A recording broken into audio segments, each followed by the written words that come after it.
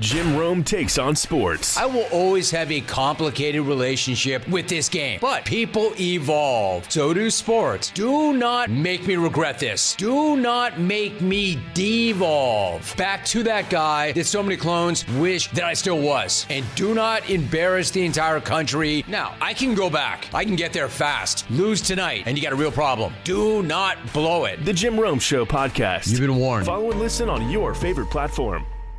11 o'clock, three-man front. Lanzer and Pat, Conrad and Molly. Rodney Orr of Tighter Insider coming up momentarily. Appreciate your interaction on the text line. We got Rob Pate talking Auburn later in the hour. Just a reminder, next week beginning 6 a.m. on Monday morning with Morning Jocks, Conrad and Damian Mitchell getting everything started. We're going to have wall-to-wall coverage of SEC Media Days. You're not going to miss a thing, and a nice tune-up for the college football season. Mandu, if you want to get tuned up, if you want to feel good about yourself, you want to look good, you can do it. Not that you don't already look good, but if there's some trouble areas like I had that you want to address, you can do it with Mandu. Mandu is electrical muscle stimulation fitness, boutique fitness at its finest. It's in downtown Homewood, but it's a 15-minute workout, all FDA approved.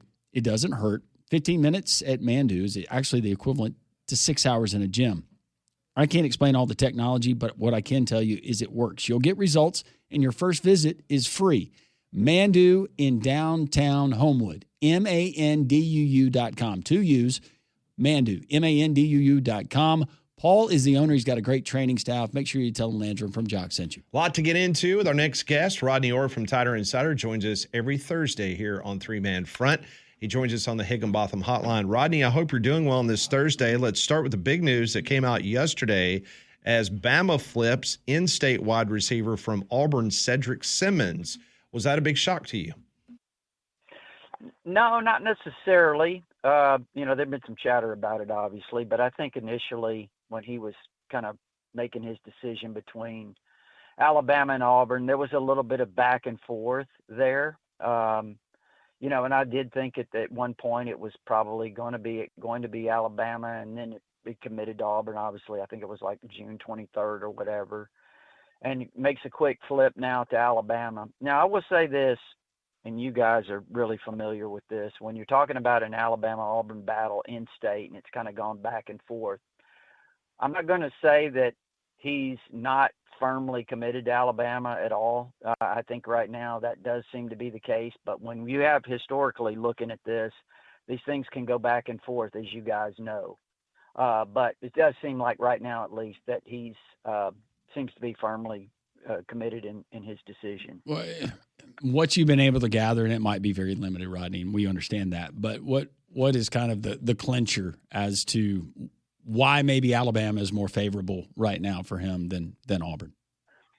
Well, again, it could be a lot of things. I think that maybe Alabama stepped up a little bit more potentially with the NIL offer, made him more of a priority since he has committed to Auburn. Not that he wasn't a priority, but, they showed him that he was. And I think that certainly probably contributed to it. He does say he's been a lifelong Alabama fan. That might contribute to some extent in it. So I think there were probably several things that were working favorably for Alabama, in this switch. So, but we'll see. Again, I think he's firmly committed, but we've seen before how these things can go back and forth, especially in the state. Okay, so there was one theory that a lot of people were texting into the show yesterday because there's going to be a big announcement tomorrow, and it's Munshawn Sells, outstanding 5-star wide receiver. It's between Texas, Bama, Indiana, Ohio State, and LSU. Some people were texting us yesterday saying, well, this is a harbinger or a warning sign because by Alabama getting the flip yesterday at the wide receiver position, that maybe Alabama does not feel confident that they can get Sells tomorrow. Is that something that is a legitimate concern, or do you think Bama's in to the very last minute with Sells? Well, I think maybe there's been some speculation that I've heard too, that Alabama realizes that Sells is not very likely at all. And maybe the commitment that they were going to have for him in terms of NIL, they could kind of redirect it somewhere else. in this case Simmons perhaps. And again, that's just speculation. I mean, it does make sense. It's logical, I guess. But I would think that when you look at sales, I don't expect that, even though I know the communication with Alabama is still there. Certainly he's got the ties to the state, being originally from the Birmingham area. So I think all of those things certainly still keep Alabama alive, if you want to put it that way. But I think probably I think it's the most logical thing right now is to think that Indiana is going to be tough to beat there. What do you think the price, just taking a guess I'm guessing a 2-year deal for a player like Monshawn Sales? I took a guess and I said $5 million. Really? Wow. So you're saying about like 2.5 a year? Yeah, for the first 2 years. Yeah. Yep. Yeah, I mean, that could be, man. I don't know, man. The numbers are just so crazy. They're hard to predict because, I've seen some numbers that I thought were really kind of out there, but I knew just talking to a few people close to the situations that they were accurate. I mean, guys that you were saying, okay, they're probably right now not really considered great SEC players that are getting to transfer in the portal. So it's a little different, but they were getting like $1.5 million and you're like, oh, wow, or $2 million guaranteed. And, they really hadn't proven themselves. So the money does sound like it's really big. Rodney, we have talked to you incessantly about the philosophy of this Alabama football program for this recruiting class. It's been well documented. You're the one that put us onto this a couple months ago that, hey, don't Alabama fans don't need to freak out. You're only going to get probably anywhere between 12 and 15 guys in this recruiting class, and people are still trying to wrap their head around it. But I want to ask you about this particular football program and their philosophy, because it appears to me that now they're more about projecting physical traits than actual football ability currently. Is that a safe statement in regards to development? Yeah, I think that's a lot of it, regardless. But yes, I think in this class especially, you're looking at guys that are, you take a Tyler Younger, for example, the edge player from over in Georgia. He's just got all the measurables. He's got the athleticism, a lot of things that are really raw there that I think you look at him and you say, okay, now this guy could really develop in time, and he might be better than some of the guys who are more highly rated at this point. So I think you probably see several guys, in this class that maybe they look at and see that way. Darius White, the corner from over in Georgia. I mean, he fits the bill, kind of what Alabama is, the profile that they've looked for in a cornerback. He's 6'3", he's long, athletic, got the frame to fill out, got a lot of tools, a lot of athleticism, and he's a guy that you can take and develop. So I think what you're saying is exactly right. There's so many guys in this particular class that are more developmental that you would say in terms of not necessarily being the highly rated guys. Besides the question of who's going to be the starting quarterback, Kalen DeBoer, Tampa SEC Media Days next week, Rodney, what do you think would be the most common question or maybe the most difficult for him to answer outside of the quarterback, or were you serious about Penn State or Michigan? Yeah. Well, I think it's the offensive line. I think are you going to get tougher up front? Really on both sides of the ball. You got to be able to run the ball better, and you've got to be much better stopping the run. But I think most people, I'm hearing it actually more than the quarterbacks, is what about the offensive line? Are we going to be able to run the football better? Are we going to be physical? And, people look at it and kind of say Alabama appeared to be soft at times last year, and in the last 2 years, lining up, trying to block people and not really having much success in the run game. So I think it's the run game, the offensive line. Are they going to be able to, under Adrian Clem, who kind of has that, the reputation of being a real physical-minded offensive line coach, and are they going to get better and stronger in the trenches? In regards to fans follow recruiting, is there anything that is on the radar screen outside of tomorrow with sales? Is there anything else on the horizon that Bama fans need to be paying attention to? Yeah, I don't know off the top of my head anything in particular. Things change, as you guys know. Oh, yeah. Over the course of time. And I think, too, that you always want to be ready to in the fall, when you evaluate, because guys emerge that either you say, oh, they came to our camp, now we're seeing them in the fall, and they've really blossomed. So I think you always have those, and I think probably those would be more of the prospects that would be more likely to emerge for Alabama. Rodney Orr of Tighter Insider joining us here on Three Man Front, as he customarily does, and he joins us on the Higginbotham Hotline.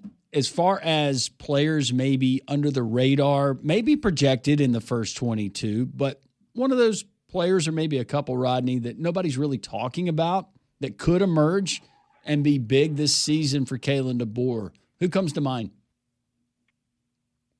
Yeah, I think that's a really good question.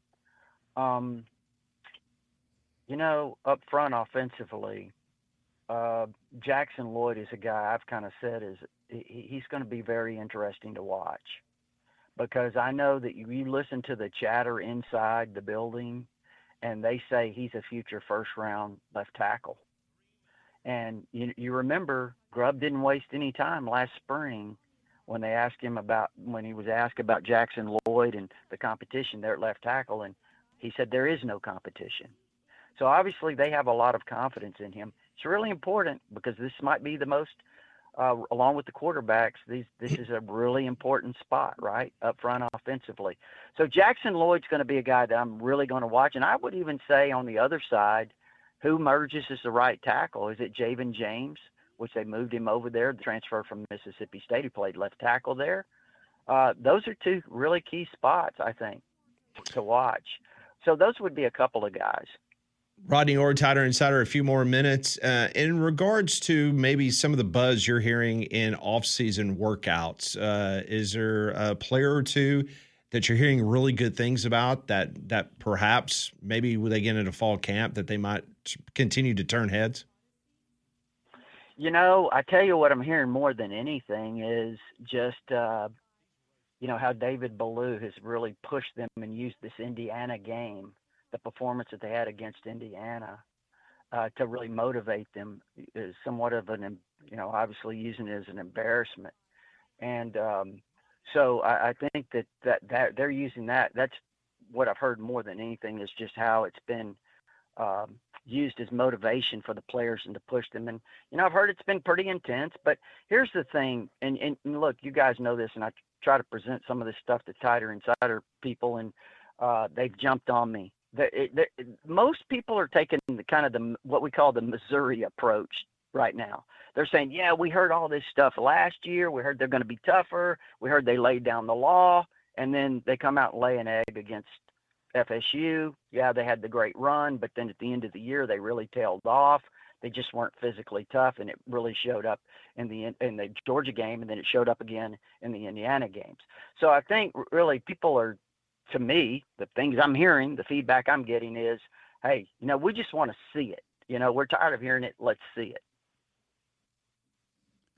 That is Rodney Orr, Tighter Insider. You can find him there on X, Tighter Insider, TighterInsider.com. Rodney, we always appreciate the time. Thank you so much. Stay hydrated, and we'll talk to you next week, and I'm sure plenty to talk about.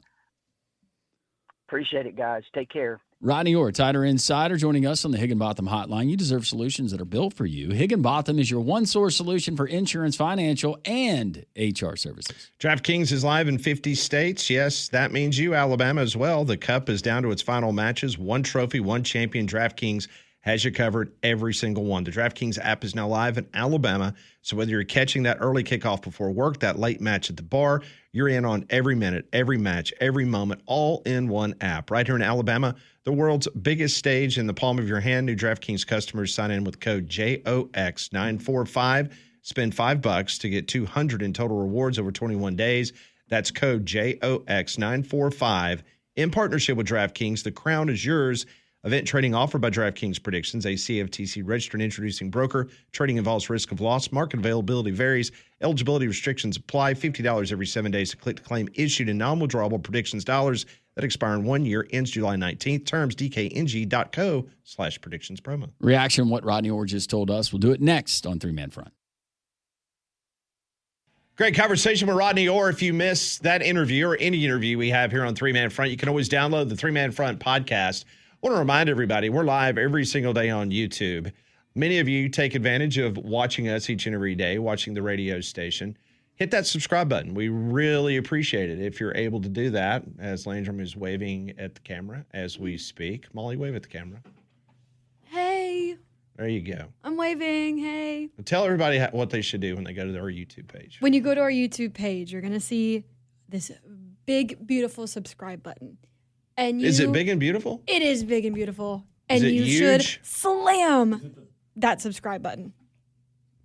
Biggest, most beautiful button Ever. the world has ever seen. That's right. So you said they should slam the button. Yes. Smash it. Smash that No, she said slam. Slam. She didn't say smash. Or slam it. You can slam it. Smash, slam. Or just lightly click it. Yes. We'll accept it all. Yeah. Just whatever your preference. Okay. Just subscribe. And with football season coming up and our coverage of SEC football media days, it's a wise idea if you have not subscribed. Yeah, don't To be Jocks don't be the on person. YouTube. Don't be the person next week. When, even if it's not Monday. If it's subscribe. goalish. No, just get it done now. And not to mention the fact that this is a great opportunity. This is or just an organic conversation. Molly does an outstanding job with a lot of our clips that you see. And if you don't follow us on TikTok, that is a growing platform that we post a lot of really good stuff. So if you don't, Those of you who are subscribe- curious, I think TikTok is more above board now. That's why I participate. yeah. So if you have hang-ups about maybe the former TikTok, you shouldn't, I don't think. No, you shouldn't. But that continues to grow. You can also follow the show, as always, on X at the number 3 Man Front on the old Twitter Are we on Threads too? We're on Instagram and Facebook. and Facebook. MySpace. Are we on MySpace? I bet we can. Is that even still a thing? I don't think so. We could bring it back. I mean, once Justin Timberlake bought it, kind of went south. Yeah. What did you think about what Rodney Orr told us? Were you surprised at? I was surprised that he was surprised at the number that you gave potentially for sales. Yeah. For Monshon sales? Yeah. In the $5 million?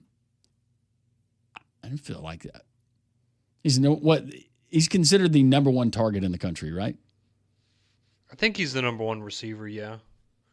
I just go back to, it was the example I brought up the other day of that kid who's going to be the first $1 million running back recruit. And I don't know what the market is for a wide receiver versus a running back at that level. But maybe the If high school this kids aren't kid- getting the kind of money we think. Like, they're getting a lot of money, but they're not getting multi-million-dollar deals regularly. I don't know. Well, they said that the basement or the average, no, it was the basement, the starting price now for a 4-star, a bona fide 4-star out of high school was $400,000, which I believe. Because a couple of years ago, it was like $250,000. Right.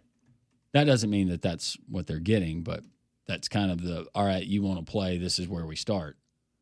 Okay, so just take this with a grain I of look salt. at a guy like, but what I was going to say, Conrad, I look at a guy like Jeremiah Smith and what he's done. Yeah. And the impact he's had, and especially being a Big Ten guy. And if Indiana, let's say, Kurt Signetti says, this guy can be our Jeremiah Smith for the next 2-3 years, you're sinking $5 million into him. Yeah, and I would think that would be worth it. And Jeremiah Smith, to your point, according to On3, is now making $5 million a year this year. But also and again, we're taking this with a grain of salt because these are estimates. According to On3, they have Monshon sales. His NIL valuation is $450,000. Okay. How much? $450,000. Okay. That would also not make me feel as good as an Alabama fan. Because if your number is closer to what the reality of it is, I'm fine with that. You don't want to pay $5 million to a kid out of high school. I get that. Different sport, but I saw a kid from Texas, I won't say his name, He was in the transfer portal basketball. Mm-hmm. That got $2 million, and his valuation was $625,000. He got $2 million for one season of basketball at an SEC school. So it can vary. Well, and that's like the kid. Oh my gosh, what's his name? Let me look it up real quick. But the guy that was the number one basketball recruit this year, he went to Kansas. The belief is that he is going to make $5 million. Tyron Stokes.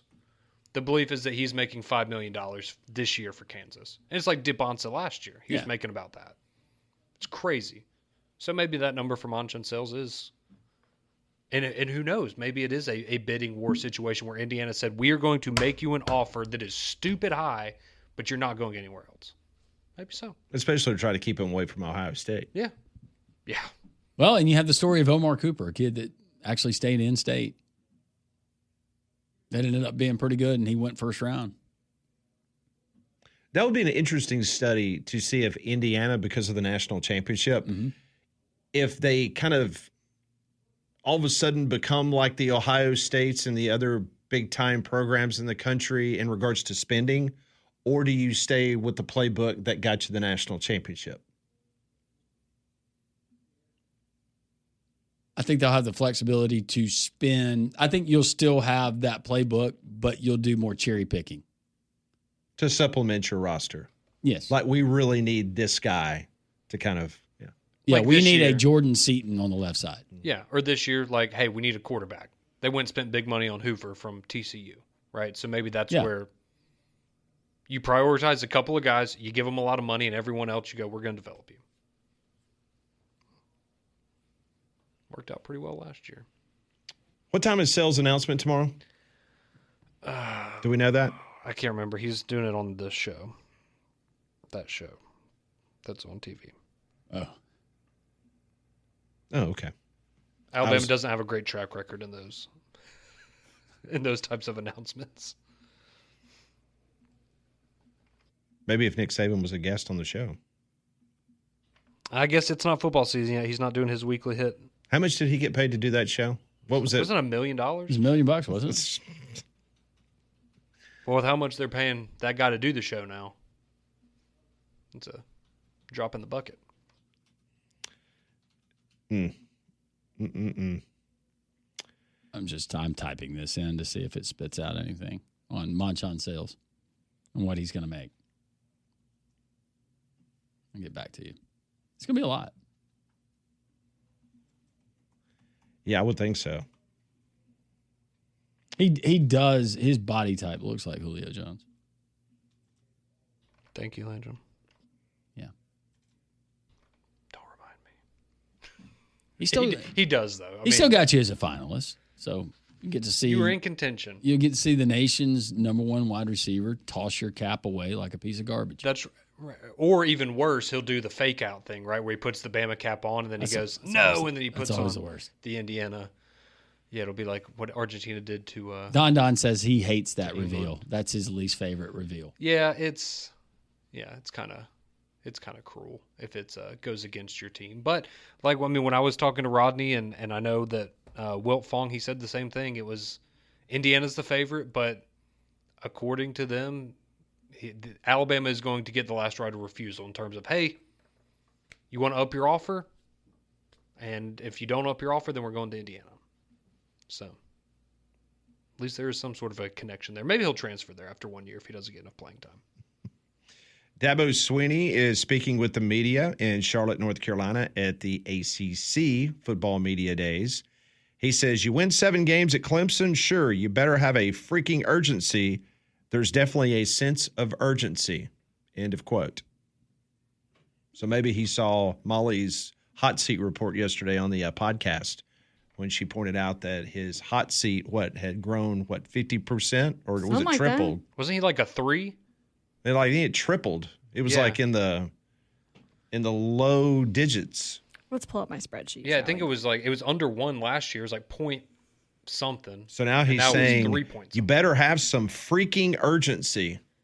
So last year he was a 2.3. This it's year he's a 3. Oh, Okay. I thought he was It's not like in bad. that. Yeah, I thought he was like barely. I thought he was like in Kirby Smart territory last year. Now it's middle of the pack. But They're still, not go back a firing few him. years. Yeah, I was about to say, go back a few years and tell a Clemson fan that, hey, Dabo kind of in some murky water right now. Clemson, what? Dabo? $57 million buyout for Dabo.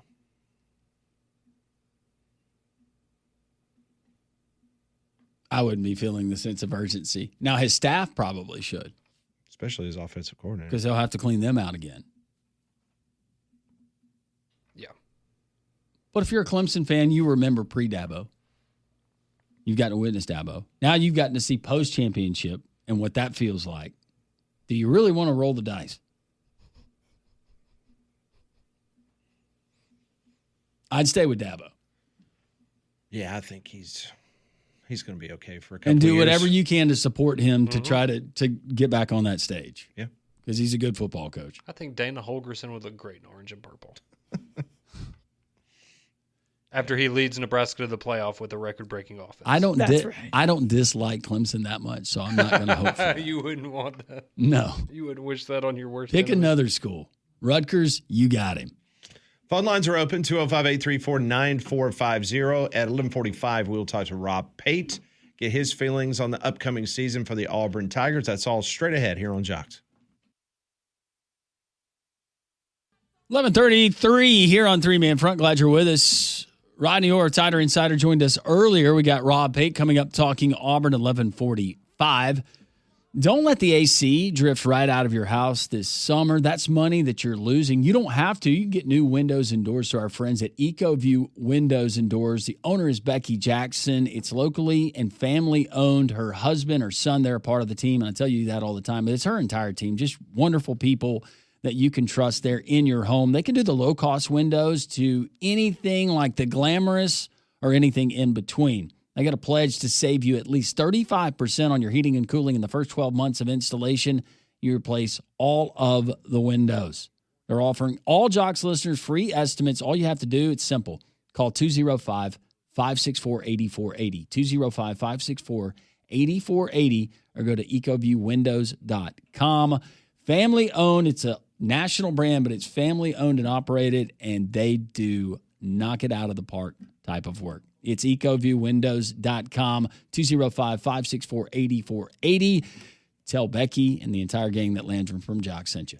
The growing trend in Major League Baseball, you're seeing a lot of younger players getting much earlier opportunities than the old days where you spent a lot of time in the minors. Now they're allowing them to come up to the pros, kind of get their feet wet, go through transitions, try to, obviously try to get them going in the right direction. Prime example, Jordan Walker, who won the home run derby the other night for the Cardinals. He has been up with the Major League club the last couple of years. He's had a lot of ups and downs, trying to get his sea legs, so to speak, in regards to his Major League career.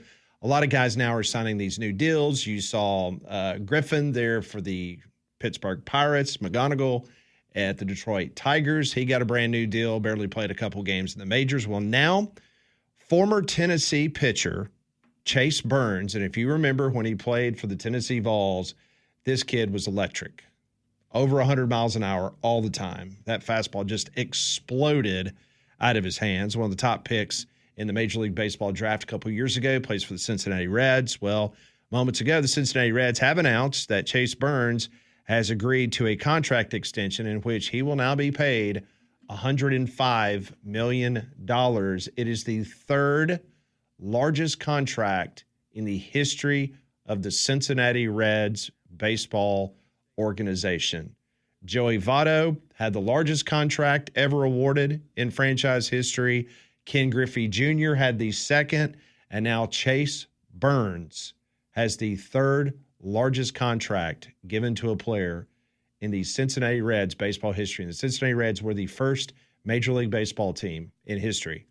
So a very long-standing franchise, and now you can say that the Tennessee Vol Chase Burns is now in very rarefied air with his contract. Yeah, $21 million per year. They're going to pay Hunter Green, too. I'll go a long way in soon. Cincinnati or Northern Kentucky. But just to put that in that same conversation as Joey Votto Yeah. I know. and Ken Griffey Jr., They were pretty good. I mean, They were so pretty good. that's You're going to That record signing, how long would that last? Because De La Cruz, when is his contract up? That would be the record breaker if you choose to hang on to it. Go say him and Green. Yep. Yeah. And that's just a growing trend. The Cardinals awarded Weatherholt right before the All-Star break when the Braves came in town. Weatherholt had agreed on an 8-year contract. He's only played 70-something games for the Cardinals, and they just gave him an 8-year contract. It's just that's just the way it's going now, the way they go about getting these contracts. You were telling me during the break some of the rumors, the trade rumors, and we'll talk to Barrett Sallee tomorrow. Barrett did warn us last week. Not to listen to any of the trade rumors. Correct. But it is the fun part of the year. But there's only so many pitchers who you can take all the pitchers that would be maybe available or maybe dealt and who would be a good fit, and you can kind of pare it down that way. And you told me that Luis Castillo Castillo from the Mariners, Mariners, sometimes used as a starter, sometimes in relief. Mm-hmm. That could be an option. Sonny Gray, that's been one that we've talked about. Casey Mize, former Auburn Springville, now Detroit Tiger, who's had some injury issues. I think Sonny Gray would be just an incredible pickup for the Braves. He's from Nashville, played at Vandy. I wish he was still a Cardinal. We traded him in the offseason, and we got a haul for him, which I am thankful for. But, man, he's a bulldog, and he takes the ball. I know he did not do as well for Conrad's Yankees a few years ago, but I think that would be a huge – being a number 2 behind Sale in a playoff situation, I think that would serve the Braves really well. And another pitcher that has been mentioned in the last couple of days is Freddie Peralta. Okay.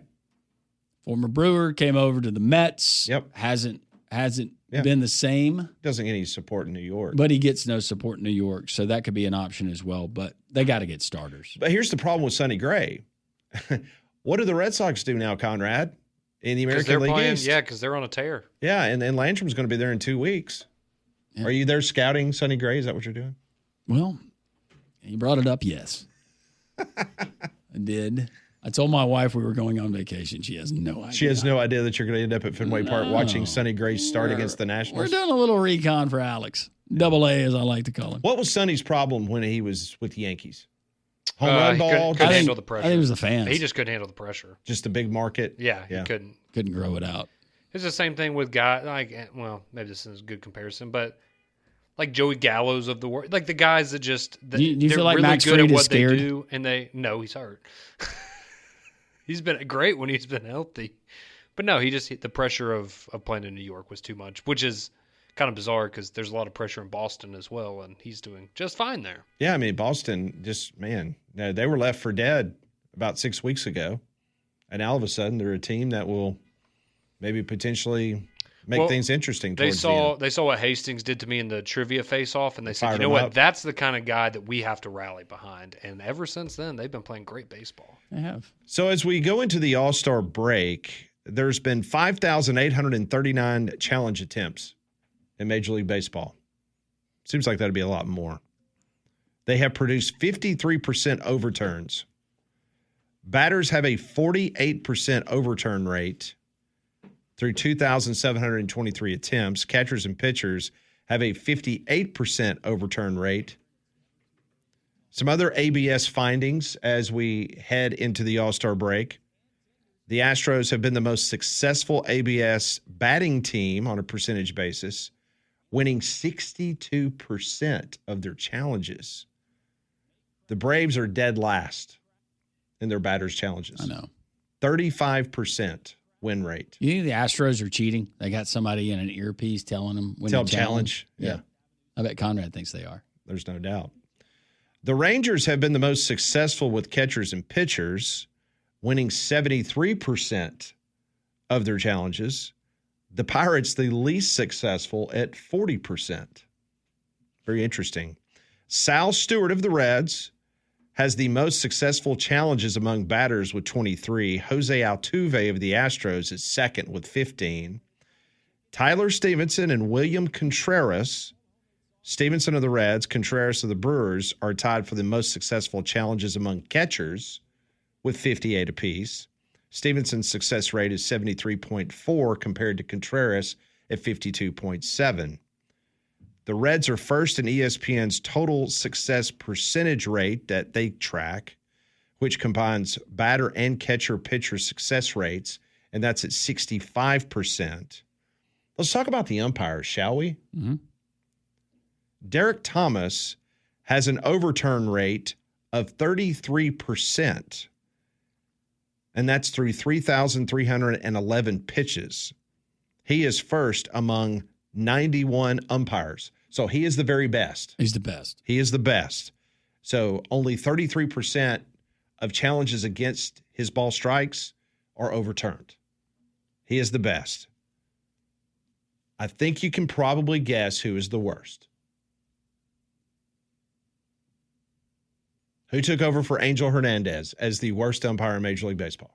Come on, you know it. You know it. It's on the tip of your tongue. I know you know it.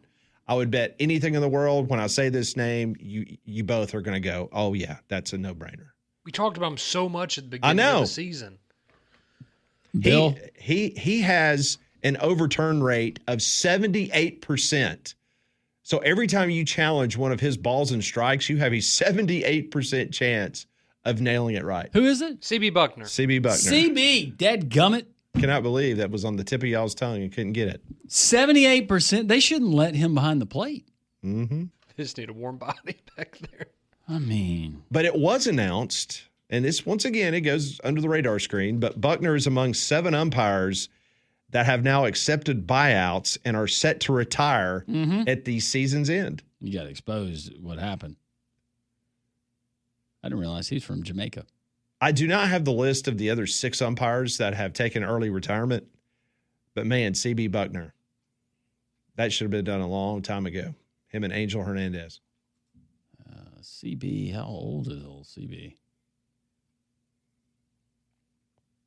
You have an age? Yeah, he's 63, which. It's not old. No. I was just wondering. That one picture Landrum that just I feeling had. good because he was lumped into the young category yesterday in our meeting. I was. That's true. That was nice. Landrum's been riding that high for a day and a half. Yeah, he was lumped in the Molly Conrad faction. No, I was the generation that time forgot, apparently. Time forgot. All right, we're going to talk to Rob Pate, former Auburn DB, coming up next on 3-Man Front. It is 11:48. Welcome back into the Thursday edition of 3-Man Front. A reminder, live coverage from Tampa, Florida next week. Jocks will be on location as the SEC Football Media Days will be kicked off down in Tampa, Florida. Joining us now on the Higginbotham Hotline, good friend of the program, Dr. Rob Pate joins us, former Auburn DB. Rob, I hope you're well on this Thursday. Guys, I'm doing great. How about you guys? We're doing well. And I know that we kind of go over this almost every year, and I apologize for me forgetting this, but did you appear at one of the SEC Media Days representing Auburn? I want to say you did. I'm trying to remember when. I did. Before my senior year, back then we only took 2 guys, not 3, and I represented the defense, and Ben Leard was the offensive person, and it was in Birmingham. It was at the Sheraton Hotel downtown, right next to the SEC offices. The Medical Forum. Did you guys drive or fly? We drove. What? I never. They didn't put you on a private plane? Come on, Rob. No, I was never on a private plane. Man, hey, those days, man, things have changed a lot. So we didn't have that kind of thing. We were 280 guys. Were they coaching you up? Were you advised what not to say? You were always so well spoken, and I'm guessing if you get taken, that's kind of already been checked off the list. But were you guys advised, coached anyway before you went and met with the media in Birmingham? No.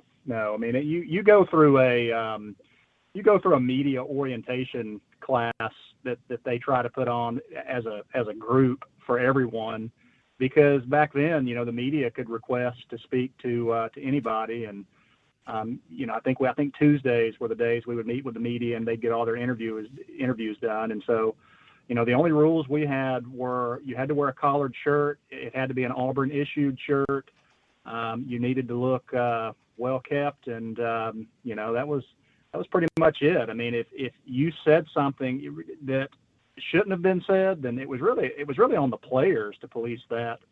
than it was the coaching staff. And, I really can't remember guys taking advantage of that or doing things that they shouldn't have. Yeah, that was my next question. If you remembered any of the tough questions or anything in particular about that particular media days.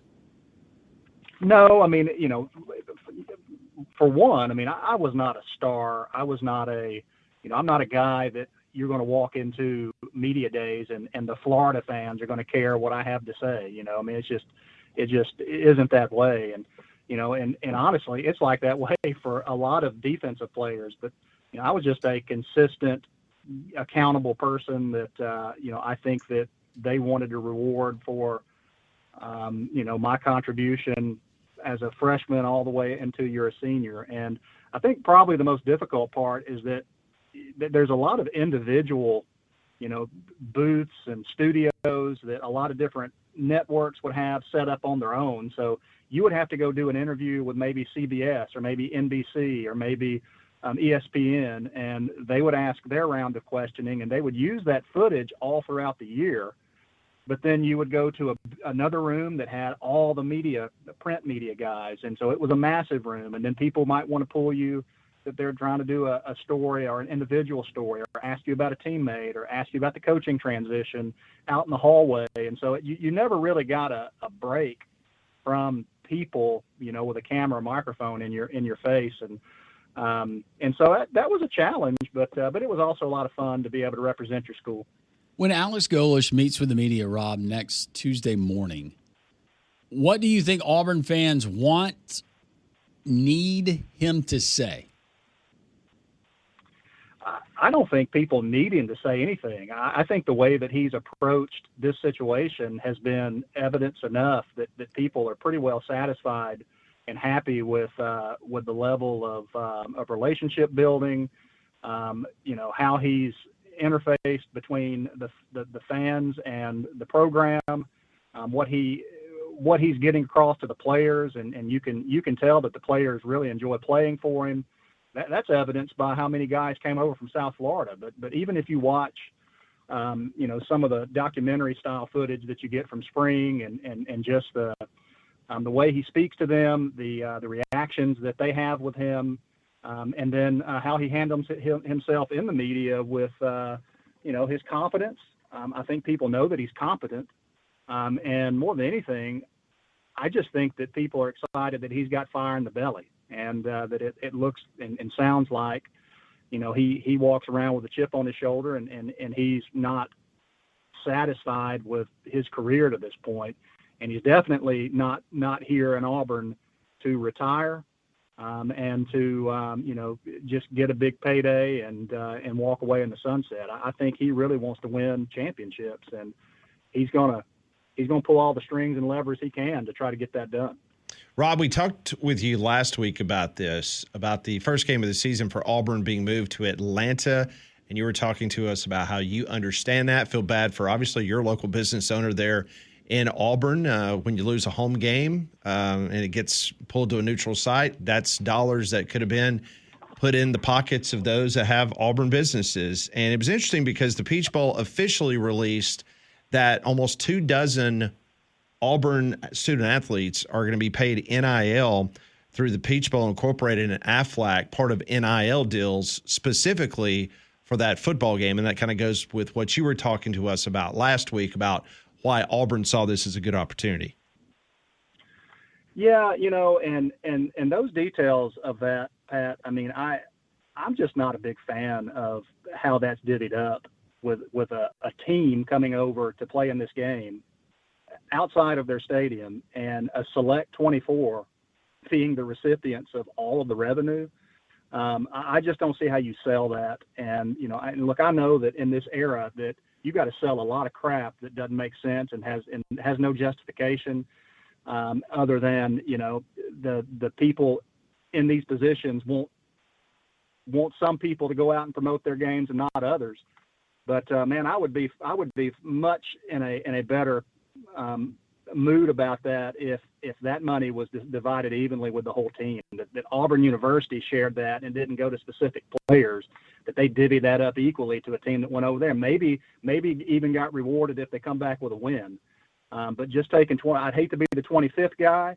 And, again, of course they're going to want Byron Brown and the guys that have the most cachet to be the ones that promote, and they're going to be the ones to get all that revenue. And it just doesn't make sense to me. Doesn't seem like it's healthy for a culture in a locker room, but it seems like Alex Golesh has got a pretty good feel of that situation. Rob, we always appreciate the time. Thank you so much.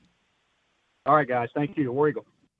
Hey, I'm Chris Van Vliet. Go behind the scenes and beyond the headlines with the biggest names in pro wrestling and beyond. Jeff Jarrett, great to see you. In this business, the story behind the scenes, so much more entertaining than what you see on camera. Ladies and gentlemen, my name is Paul Heyman. Mr. Heyman, you are a master at the little things. That's how you turn good into great. What does it take to achieve greatness? Whatever it takes, I'm willing to do. That's an Emmy-winning performance. How about it? Insight with Chris Van Vliet. Follow and listen on your favorite platform. Scrolling with Haley. Join Haley Caronia as she scrolls through the biggest headlines. If you haven't watched this show before, we do blind reactions. I have not seen these videos, so I am seeing them for the first time with all of you. We're going to implement the tinfoil hat time segments and all the stuff you know and love. And I'm going to finish the show and answer some of your questions. Someone asked me what made you get into podcasting, and I was producing podcasts for other people. And I was like, I could do this for myself, and here I am. Scrolling with Haley. Follow and listen on your favorite platform.